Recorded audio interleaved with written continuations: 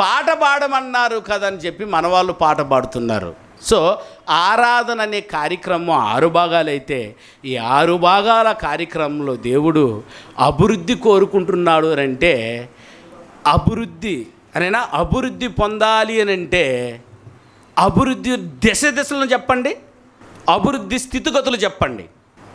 ఒక్కసారిగా అభివృద్ధి దశకు వచ్చేసామా అంటే ఎన్ని దశలు ఉన్నట్టు?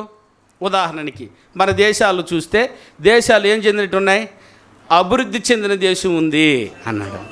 Very good. ఇప్పుడైతే ఎంత బాగా చెప్తున్నాడు, అభివృద్ధి చెందుతున్న దేశం ఉంది, అసలు అభివృద్ధి చెందని దేశం ఉంది అంటే ఎన్ని దశలు ఉన్నాయి అప్పుడు ఆరాధనలో?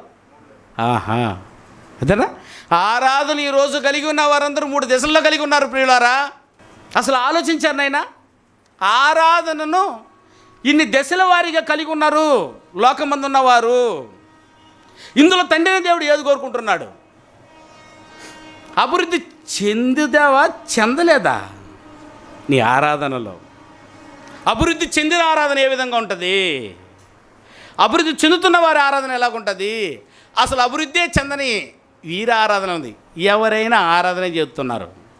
ఈరోజు ఆదివారము ప్రపంచమంతా కలిసి ఆరాధిస్తున్నారు. ఎవరిని?